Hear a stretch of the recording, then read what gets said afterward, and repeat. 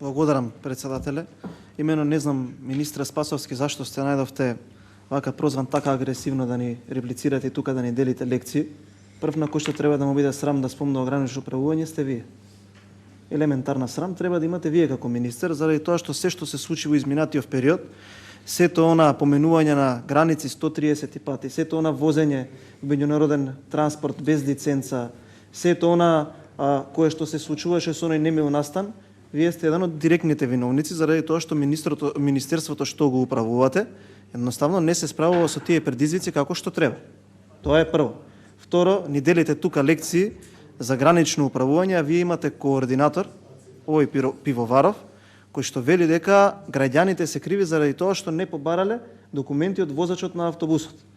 Ако имаме ние такви национални координатори за гранично управување, и ако имаме министер кој што се наоѓа за прозван да дојде на комисијата за одбрана и нас да ни држи тука лекции ние како треба да се однесуваме и што треба да зборуваме, тогаш резултатите се овие кои што се сега во моментов актуелни.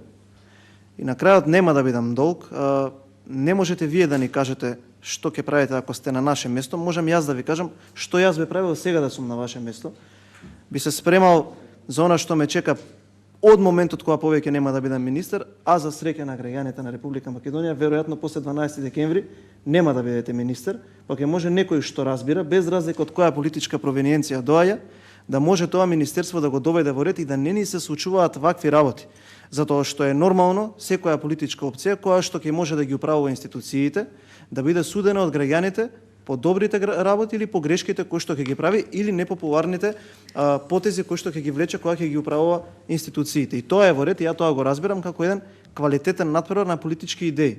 Но не можам да го разберам тоа, неспособноста да иде до таа мера да секојдневно или на секои 2 или 3 месеци невини луѓе ги губат животите затоа што институциите на државата се занимаваат со некои други работи, освен за тоа што им е опис и попис на работно место. Ви благодарам.